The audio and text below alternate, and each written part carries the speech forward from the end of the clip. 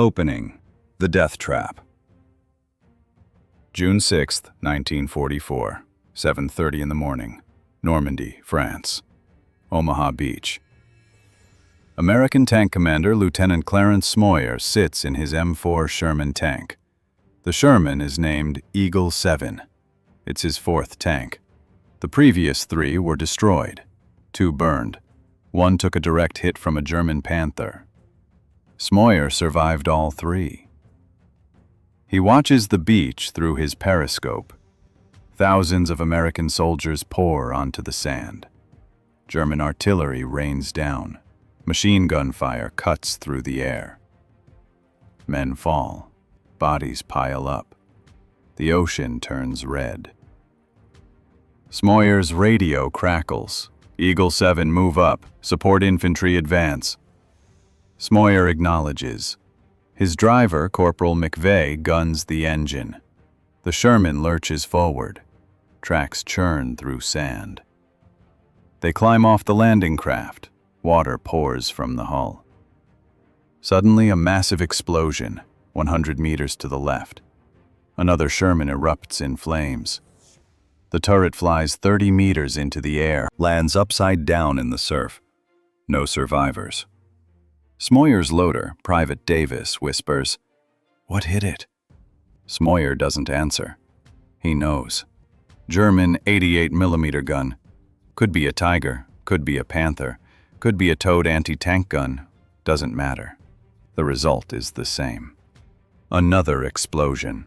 Another Sherman burns. Then, another. 4 Shermans destroyed in 2 minutes. All from the same German gun position, hidden in the hills, 3,000 meters away, beyond Sherman gun range. Smoyer's gunner, Sergeant Early, speaks. His voice is tight. "We can't fight that. We can't even see it." Smoyer knows he's right. The Sherman's 75mm gun has an effective range of 1,000 meters, maybe 1,500 on a good day. The German gun can kill them at 3,000 meters. The Sherman can't respond, can't fight back, can only advance and die.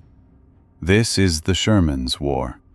Outgunned, outarmored, outnumbered by superior German tanks, but advancing anyway, dying, burning, and somehow, impossibly, winning.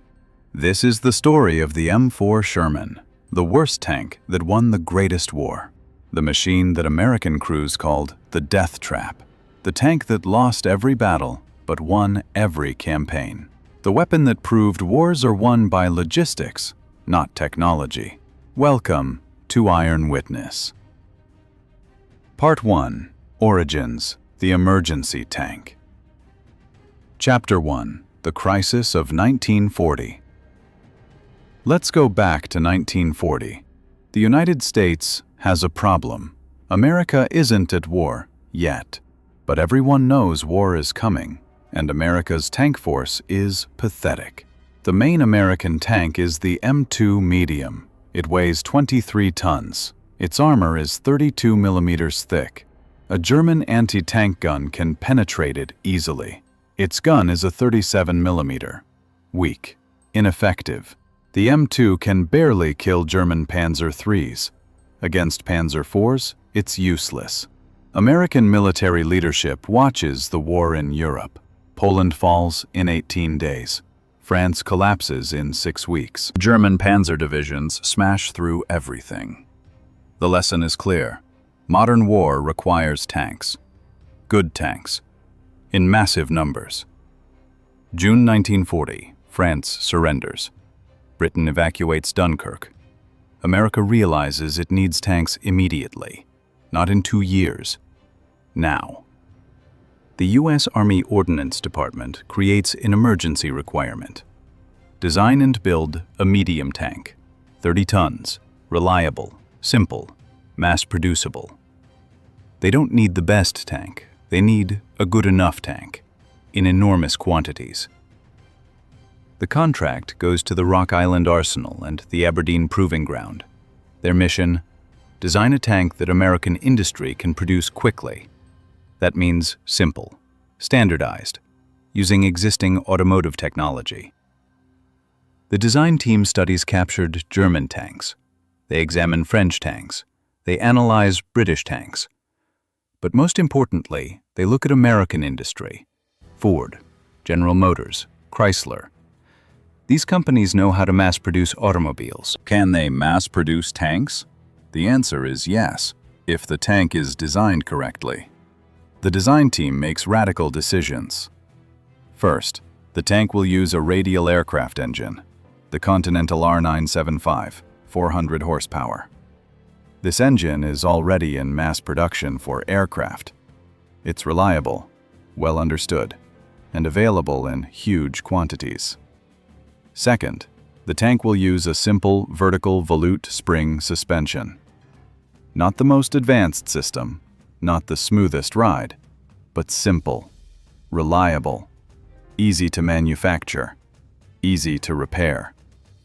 Third, the hull will be welded steel, not cast armor like German tanks. Welded armor is faster to produce, requires less specialized equipment. Any automotive factory with welding equipment can build it. Fourth, the turret will be cast. This is more complex than the hull, but it provides better armor protection, and America has plenty of casting foundries. The automotive industry casts engine blocks by the millions. Casting a turret is just a bigger version of the same process. Fifth, the gun will be a 75mm M3. This is based on a French gun design. It's adequate, not exceptional, but adequate. It can penetrate 60 millimeters of armor at 500 meters, good enough to kill most German tanks in 1940. The first prototype is completed in September 1940. It's designated T6. The Army tests it extensively, drives it thousands of kilometers, puts it through extreme conditions.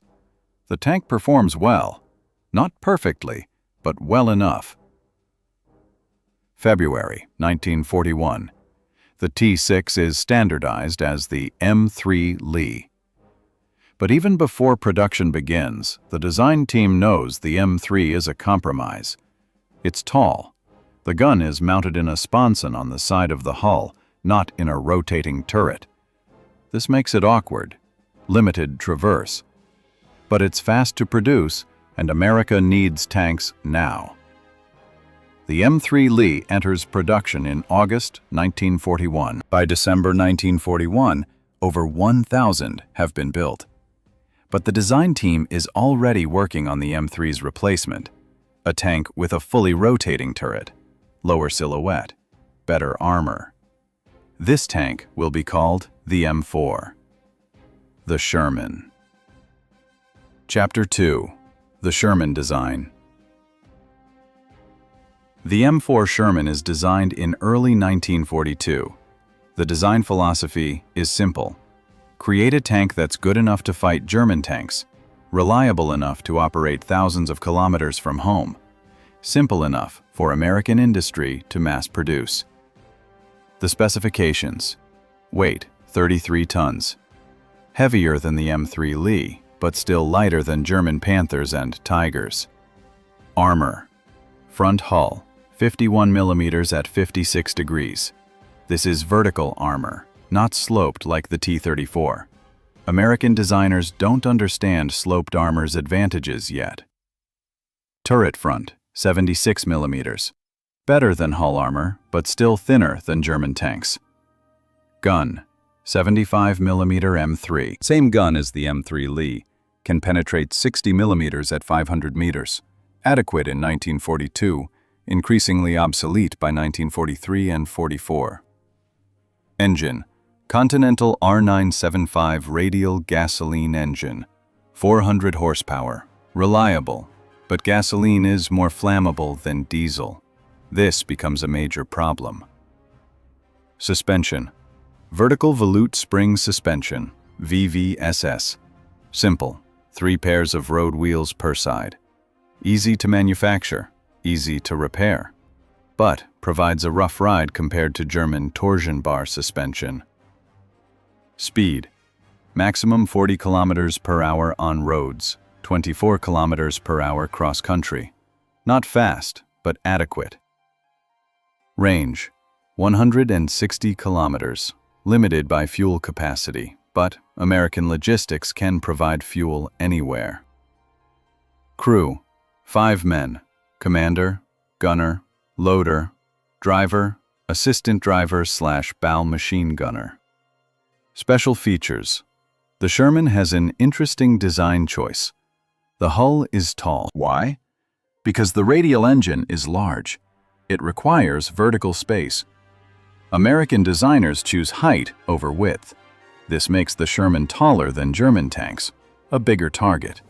But it also provides more internal space, easier for the crew to work, easier to maintain, easier to escape if the tank is hit. The Sherman also has a power traverse for the turret. Electric motors rotate the turret. German tanks use manual traverse, slower, more tiring for the crew. The Sherman's power traverse is a significant advantage in combat. The first Sherman prototype is completed in April 1942. The Army conducts rapid testing. The tank performs well, better than the M3 Lee. Good enough to fight. More importantly, it's ready for mass production. September 1942. The Sherman is standardized as the M4 medium tank. Production begins immediately at multiple factories: Detroit Tank Arsenal, Lima Locomotive Works, Pacific Car and Foundry, Fisher Tank Division, Federal Machine and Welder, Pressed Steel Car Company, Baldwin Locomotive Works, American Locomotive Company, Pullman Standard Car Company. 9 major manufacturers, dozens of subcontractors, hundreds of parts suppliers. This is American industrial power. Not one factory, not one company, an entire industrial system mobilized for war. By December 1942, over 1,000 Shermans have been built. By June 1943, over 10,000. By June 1944, over 30,000. By the end of the war in May 1945, 49,234 Shermans have been produced. 49,000 tanks. More than all German tank production combined. More than the Soviet T-34 in the same time period. The Sherman isn't the best tank, but it's the most produced tank of the Western Allies, and that will matter. Chapter 3. The Sherman's Advantages. Let's talk about what the Sherman does well, because despite its reputation as a death trap, the Sherman has significant advantages. Reliability. The Sherman's mechanical reliability is extraordinary. 99% operational readiness. This means out of 100 Shermans, 99 are combat ready at any given time. Compare this to the German Panther, 60% operational readiness at best. The Tiger, 50 to 60%. The Sherman rarely breaks down. When it does break down, repairs are simple. Any crew can perform basic maintenance. Any field mechanic can fix major issues. The engine is modular. If it fails completely, you can swap in a new engine in hours. Try that with a Maybach HL230 and a Panther. Ease of maintenance. The Sherman is designed for maintenance. Large access hatches, tools stored externally, simple bolt-on components. A crew can remove and replace the transmission in a day. On a Panther, transmission removal requires removing the entire front hull plate. It takes a week. With specialized equipment, the Sherman doesn't need specialized equipment. A wrench, a hammer, basic tools. That's all. Logistics. The Sherman runs on gasoline. American logistics supply gasoline. Lots of gasoline. Fuel is everywhere. Ammunition is everywhere. Spare parts are everywhere. The American logistics system can supply a Sherman unit anywhere. Desert, jungle, mountains, Europe, Pacific. doesn't matter. If American troops can get there, Shermans can operate there. Crew comfort. The Sherman has the best crew ergonomics of any World War II tank. Spacious interior, good visibility, comfortable seats, effective heating in winter, ventilation in summer. This sounds trivial. It isn't. A comfortable crew fights better, stays alert longer, makes fewer mistakes. German tankers often praise the Sherman's interior space. They call it luxurious compared to German tanks. Escape hatches. The Sherman has excellent crew escape provisions: large turret hatches, hull escape hatch, floor escape hatch. If the tank is hit, the crew can bail out quickly. German tanks have smaller hatches, harder to escape. This matters when your tank is burning. American tankers call the Sherman a death trap, but statistically, Sherman crews have higher survival rates than German tankers. Why? Because they can get out. Production speed. Remember the production time comparison. Sherman, 10,000 man-hours. Panther, 55,000 man-hours. Tiger, 300,000 man-hours. For every Tiger Germany builds, America builds 30 Shermans. For every Panther, America builds 5 Shermans. This is the arithmetic that wins wars. Standardization. All Sherman variants use the same basic hull, same basic turret, same basic engine, same basic transmission. Parts are interchangeable. Any Sherman crew can operate any Sherman. Any maintenance unit can repair any Sherman. This is the opposite of German practice. Germany has dozens of tank types, all different, all requiring different parts, different training, different maintenance procedures. The German logistics system collapses under this complexity. The American system thrives on simplicity. These advantages are real, significant, but they don't change one brutal fact. In direct combat, one-on-one, the Sherman loses to German tanks. Almost always. Part 2. Combat. The brutal reality. Chapter 4. North Africa. The First Shock. November 1942. Operation Torch. American forces land in North Africa. The Sherman enters combat for the first time. Initial reports are positive. Shermans destroy Italian M13 tanks easily. French tanks aren't a threat. The 75mm gun is effective. Crews are confident. Then, in February 1943, at the Kasserine Pass, American Shermans encountered German Panzer IVs and Tigers for the first time. The result is catastrophic.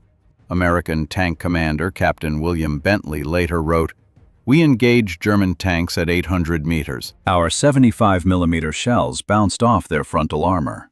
They fired back. Every shot penetrated. Every hit was a kill. We lost 16 Shermans in 20 minutes. They lost 0. The Battle of Kasserine Pass is an American disaster. German forces destroy over 100 American tanks. Most are Shermans. American forces retreat 40 miles. Morale collapses. General George Patton takes command. He doesn't blame the Sherman. He blames tactics, training, leadership. Patton drills his tank crews relentlessly. He teaches them aggressive tactics, maneuver warfare, flank attacks. Never engage German tanks head-on. Hit their sides. Hit their rear. Use numbers. Use speed. Use terrain. By May 1943, American tactics improve. Shermans start winning battles, not because they're better tanks, but because American crews learn to fight smarter. They accept the Sherman's limitations. They work around them. American tanker Sergeant Lafayette Poole describes the tactics. "We never fought fair. 5 Shermans to 1 Panther. We'd attack from multiple directions simultaneously. 1 Sherman distracts from the front, the other 4 hit the flanks and rear. The Panther can't engage all 5. We'd lose one, maybe two Shermans, but we'd kill the Panther. That's the math. We can replace two Shermans tomorrow. Germany can't replace the Panther for a month. This becomes the Sherman's doctrine. Overwhelming numbers, aggressive maneuver. Accept losses, win anyway. Chapter 5. Normandy, the Killing Fields. June 6, 1944, D-Day. Thousands of Shermans land in Normandy. The Norman bocage terrain is perfect for defense. Thick hedgerows, narrow lanes, limited visibility. German tanks hide in ambush positions. Shermans advance down roads, predictable, vulnerable. German Panther and Tiger tanks dominate. They engage Shermans at long range. Kill ratio is 5-to-1, sometimes 10-to-1. Sherman after Sherman burns. American crews start calling the Sherman the Ronson. After the Ronson lighter. Company slogan, lights first time, every time. Grim humor, but accurate. The gasoline engine and ammunition storage make the Sherman prone to catastrophic fires. British crews call it the Tommy cooker. Same dark joke, different slang. The casualty statistics from Normandy are brutal. For every German tank destroyed, 5 Shermans are lost, sometimes more. American replacement crews arrive weekly, sometimes daily. Tank commanders have an average combat life expectancy of 6 weeks. Lieutenant Clarence Smoyer's unit, the 3rd Armored Division, loses 70% of its Shermans in the first month of Normandy fighting. Smoyer survives, but watches friends burn, again and again and again. One incident stays with him forever. July 15, 1944. His platoon encounters a single Panther. 5 Shermans attack. The Panther destroys 4 Shermans in 2 minutes. Smoyer's tank flanks the Panther, gets a side shot, fires. The shell penetrates. The Panther burns. Smoyer's crew cheers. Then they look at the 4 burning Shermans. 4 crews, 20 men, dead or dying. 1 Panther destroyed, 4 Shermans lost. This is the math. But America doesn't stop. More Shermans arrive. Every day, hundreds, thousands. The replacement system is relentless. A Sherman unit loses 10 tanks today. Tomorrow, 10 replacement tanks arrive. Fresh crews, fresh ammunition, fresh fuel. The unit attacks again. Germany can't match this. When a Panther is destroyed, it might take weeks or months to replace. Trained crews are even harder to replace. By August 1944, German panzer divisions are fighting at 50% strength, sometimes less. American Sherman divisions are always at full strength, always. The Battle of the Falaise Pocket, August 1944. American and British forces encircle German Army Group B, approximately 50,000 German soldiers, 150 German tanks. The pocket closes. German forces attempt to break out. Sherman units block the escape routes. The fighting is savage. German Panthers and Tigers destroy dozens of Shermans, but there are always more Shermans. The pocket closes completely. German forces are annihilated. Most German tanks are destroyed, not in combat, but abandoned, out of fuel, out of ammunition, out of spare parts. The surviving German tankers surrender. American losses are heavy, but acceptable, because America can replace them. Germany cannot. Chapter 6. The German Perspective. Let's hear from German tankers, because their perspective is important. German Panther commander Ernst Bachmann, who destroyed 82 Allied tanks, wrote after the war, "The Sherman was inferior to German tanks in almost every way. Weaker gun, thinner armor, slower. But there were so many. We'd destroy 5 Shermans. Then 10 more would appear. We'd destroy those. 20 more would come. It was endless, overwhelming. We called it The American Flood. Another German officer, Otto Carius, Tiger commander, wrote, "Fighting Shermans was like fighting ants. You kill one ant, 10 more attack. You kill those, 100 more appear." Eventually, the ants win, not because each ant is strong, but because there are too many to kill. German Field Marshal Erwin Rommel, before his death in October 1944, wrote a report to Hitler. The American Sherman is technically inferior to our Panthers and Tigers, but American logistics are so superior that technical quality becomes irrelevant. They can replace losses faster than we can inflict them. They have unlimited fuel, unlimited ammunition, unlimited spare parts. We do not. This war is lost, not because of American tanks, but because of American industry. German tankers respect the Sherman's reliability. Heinz von Westernhagen, Panther commander, wrote, "Our Panthers had superior guns and armor, but they broke down constantly. The Americans would bypass our broken Panthers, keep advancing. We'd repair the Panthers, catch up, engage again, destroy several Shermans, then our Panther would break down again. The Shermans never broke down. They just kept coming, relentlessly."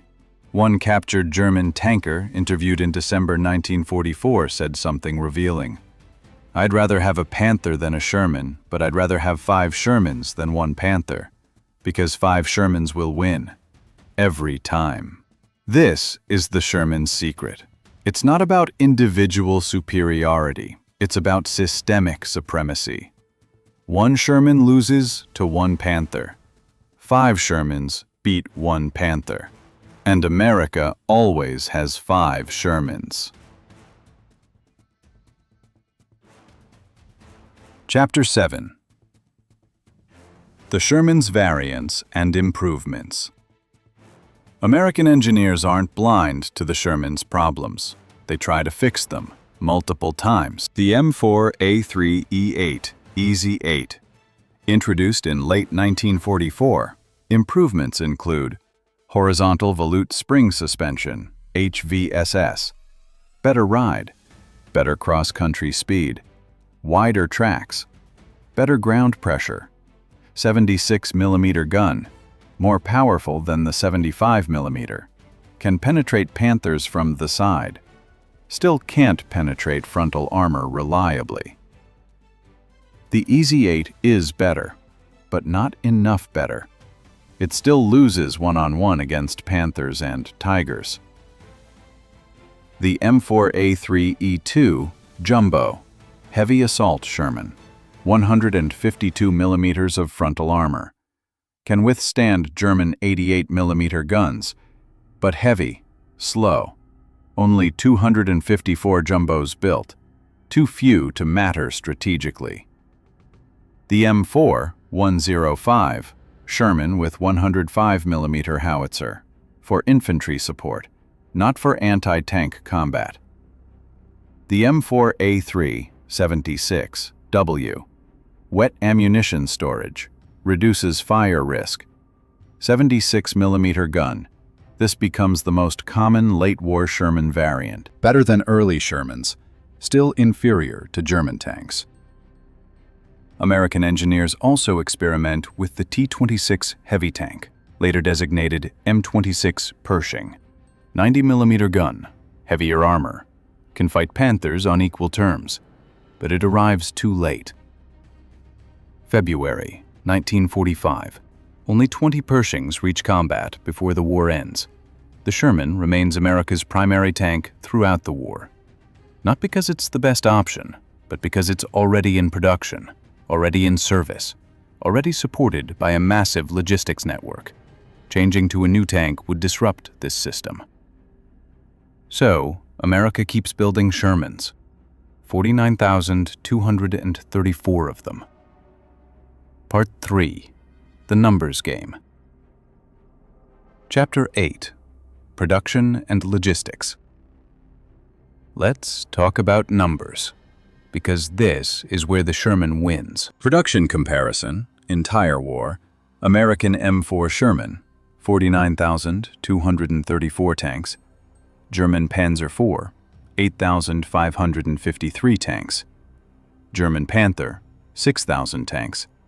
German Tiger I, 1,347 tanks. German Tiger II, 492 tanks. Total German medium and heavy tanks, 16,392 tanks. America built 3 times more Shermans than Germany built all medium and heavy tanks combined. 3 times. This is the arithmetic that wins wars. Monthly production comparison, 1944. American Sherman production, 2,000 tanks per month average. German Panzer IV and Panther combined, 600 tanks per month average. Ratio, more than 3 to 1. And this doesn't include Soviet T-34s.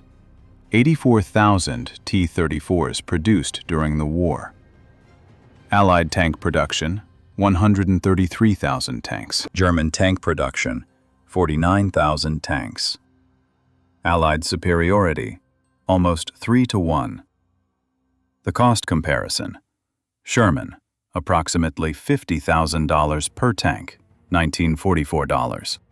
Panther, approximately $117,000, adjusted to $1944. Tiger, approximately $250,000. The Sherman is cheaper, easier to build, faster to produce. America can afford to lose Shermans. Germany cannot afford to lose Panthers and Tigers. Time to build. Sherman, 10,000 man-hours. Panther, 55,000 man-hours. Tiger, 300,000 man-hours. In the time it takes Germany to build 1 Tiger, America builds 30 Shermans. 30. This is why Germany loses. Logistics superiority. The Sherman weighs 33 tons. It fits on standard rail cars, standard transport ships, standard landing craft. It can be transported anywhere. The Panther weighs 45 tons. The Tiger weighs 56 tons. They require specialized transport. Reinforced bridges, heavy-duty rail cars. This limits where they can operate.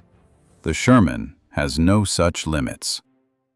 The Sherman's fuel consumption, 100 liters per 100 kilometers on roads. The Panther, 280 liters per 100 kilometers. The Tiger, 540 liters per 100 kilometers.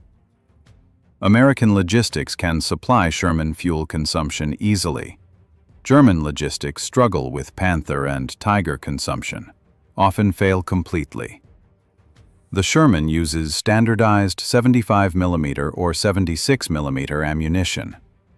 American factories produce millions of rounds. Distribution is simple. Every Sherman uses the same ammunition. German tanks use dozens of different ammunition types. Distribution is a nightmare.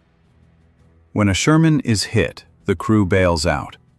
Wounded crew members are evacuated, treated, often returned to duty. New crew members are trained and assigned. The Sherman is repaired or replaced. The unit continues fighting. When a Panther is hit, the crew might not escape. German medical care is good, but resources are limited. Replacement crews take months to train. The Panther might be repaired. More likely it's abandoned. Spare parts are scarce. The unit fights at reduced strength. Gradually, attrition destroys German panzer units. This is the Sherman's true advantage, not technology, logistics. America masters the science of keeping tanks running, fueled, armed, and crewed. Germany does not. Chapter 9. The Human Cost. Let's talk about the men who crewed Shermans, because the statistics are grim.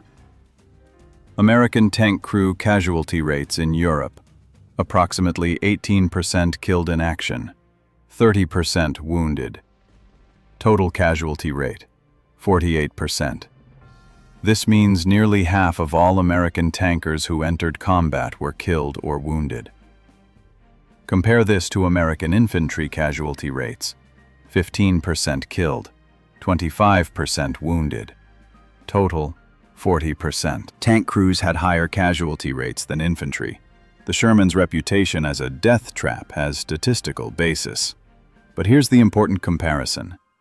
German Panzer crew casualty rates: approximately 25% killed in action, 40% wounded. Total, 65%. German tankers had even higher casualty rates than American tankers. Why? Because when a Sherman was hit, American crews could usually escape. Large hatches, floor escape hatch, good crew ergonomics. American tankers might be wounded, but they often survived. German tanks had smaller escape hatches. Crews frequently couldn't get out before the tank exploded or burned. German tanker survival rates were lower. American tanker Lieutenant Belton Cooper, who served in the 3rd Armored Division, wrote a book after the war. Title: Death Traps. The book describes the horrific casualties his unit suffered. Shermans burning, crews dying. He's bitter about the Sherman's inadequacies. And he's right to be angry. But Cooper also describes something important: the replacement system. When his unit lost tanks, replacements arrived within days, sometimes hours. New Shermans, new crews, fresh equipment. The unit would rest briefly, then attack again. The war continued. German units didn't have this. When German panzer divisions lost tanks, replacements might take weeks, months, sometimes never arrived. German units fought at reduced strength until they ceased to exist as effective combat formations. American tanker Sergeant Lafayette Poole holds the record for most enemy tanks destroyed by an American tanker. 12 German tanks confirmed. Poole fought from June 1944 to September 1944. 3 months. He was wounded 5 times, received 3 Purple Hearts, promoted to lieutenant. Killed in action, September 19, 1944, when his Sherman was hit by a German tank destroyer. Poole's story illustrates the Sherman's war: aggressive, courageous, skilled, but ultimately a numbers game. Poole killed 12 German tanks, but Germany killed Poole, and thousands like him. Yet America kept sending more Shermans, more crews, relentlessly. German tanker Michael Wittmann, by comparison, destroyed 138 Allied tanks in his career, mostly Shermans. Wittmann was exceptional, brilliant, one of history's greatest tank aces. But on August 8, 1944, Wittmann's Tiger was ambushed by multiple Shermans. Destroyed. Wittmann killed. Germany couldn't replace him, or his experience, or his skill. America didn't need tank aces. America had systems, training programs, replacement pipelines, logistics networks. One American tanker dies, another takes his place. One Sherman burns, another rolls off the production line. This is how America wins. Chapter 10. The Final Battles. December 1944. The Battle of the Bulge. Germany's last major offensive. German forces attack through the Ardennes forest.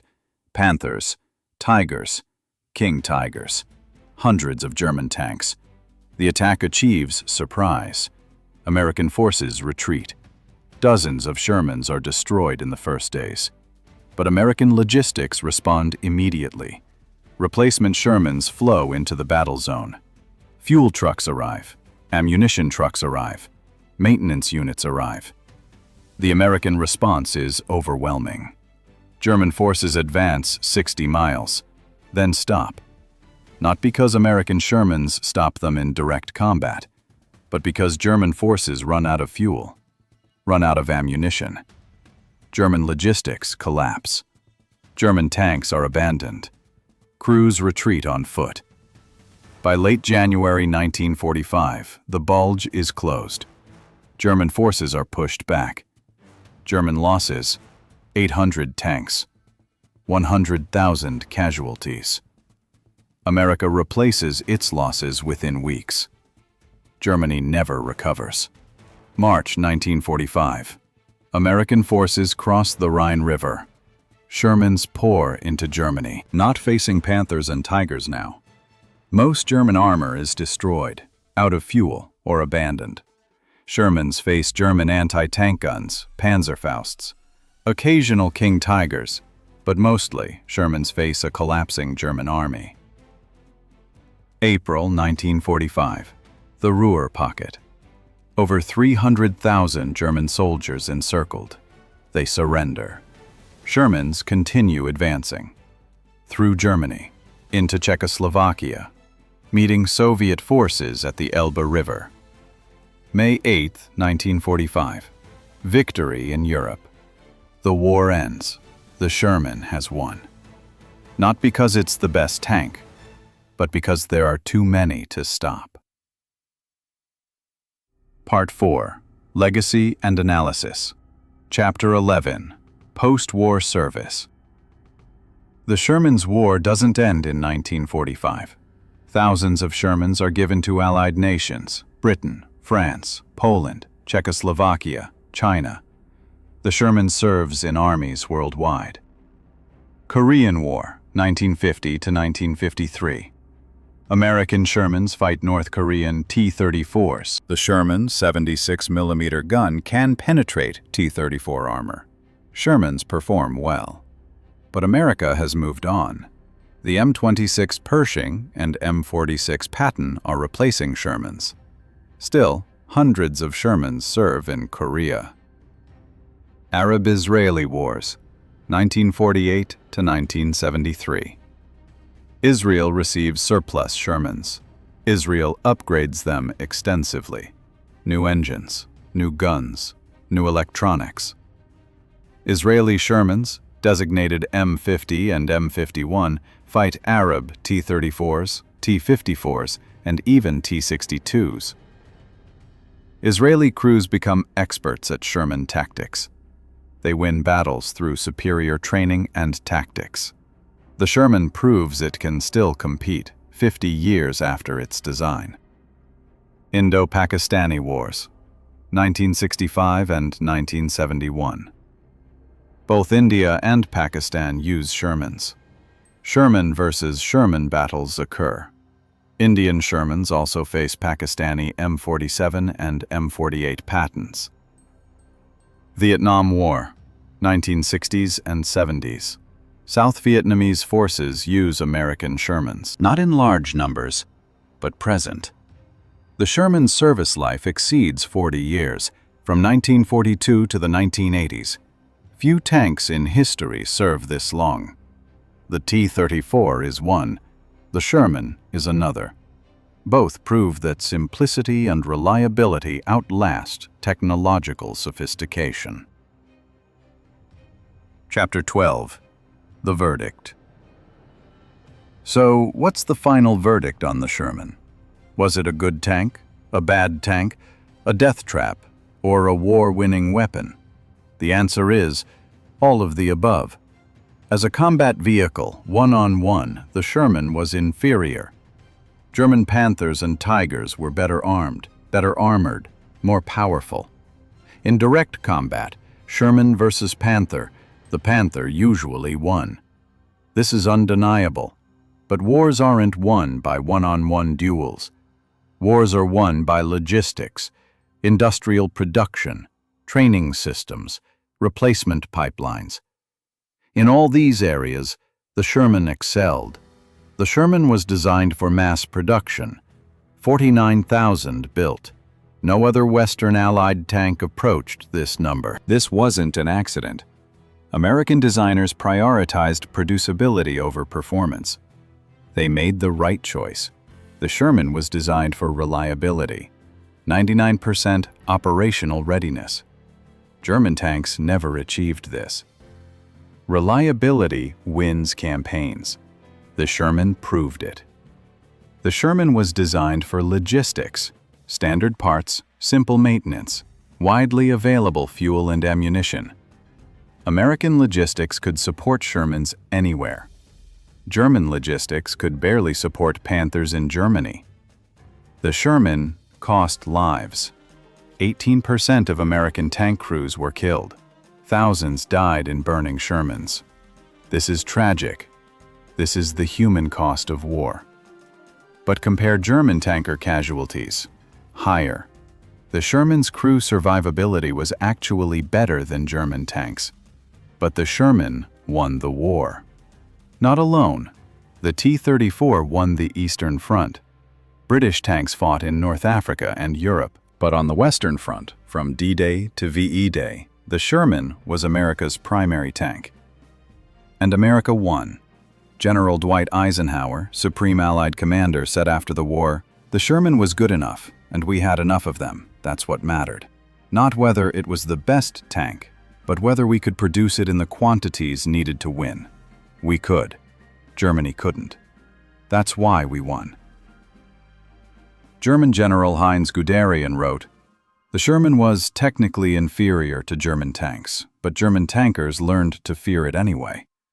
Not the individual Sherman, but the mass of Shermans, the endless replacement, the inexhaustible American industrial power. This is what defeated Germany. Not technology. Arithmetic." American tanker Clarence Smoyer, who survived the entire war in Shermans, said in an interview decades later, "The Sherman wasn't the best tank. Everyone knew that. But it was our tank. We learned to fight with it. We learned its weaknesses. We developed tactics to overcome them. We trusted it to get us home. Sometimes it did, sometimes it didn't. But we fought with what we had, and we won." The M4 Sherman, produced in greater numbers than any other American tank, served in more countries than any other American tank, fought in more wars than any other American tank. Called a death trap by its crews, called a flood by German enemies, called good enough by American generals. The tank that lost every battle but won the war. The tank that proved quantity has a quality all its own. The tank that demonstrated wars are won in factories, not on battlefields. Thank you for watching Iron Witness. Subscribe for more untold stories of the machines that shaped history.